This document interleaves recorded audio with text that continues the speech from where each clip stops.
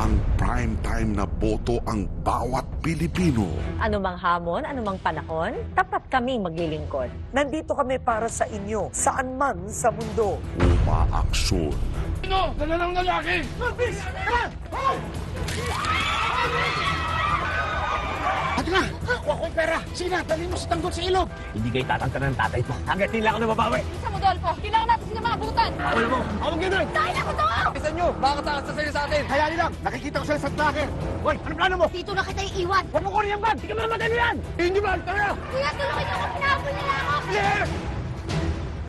Dito! Kailangan ko to para mapalaya yung kuya ko at makapagbagong buhay kami. Dahil dito, mamamatay ka. Kumagal na bilis! Ikutan na natin. Tara!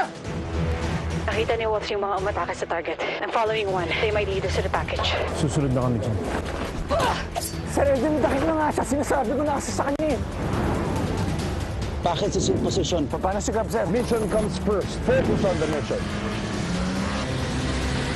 Wolf, follow the target.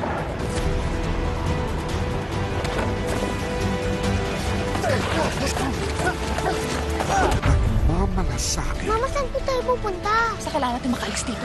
Isang pagkakataon lang. Patutunayan ko sa'yo na pwede mo akong pagkatiwalaan. Papakita ko lang po sana kay Mama kasi po parehas po kayong bracelet. May panghihinala ng marami sa pagkatao ni Sara Banaag. Kailangan malinis natin yung mga pangalan natin. Pinagkakait mo sa akin ang sarili kong anak. Bakit naging mabuting ina ka ba sa kanya? Matapang. Kapag may gustong-gusto ka, huwag kang basta susuko hanggat hindi mo nakukuha.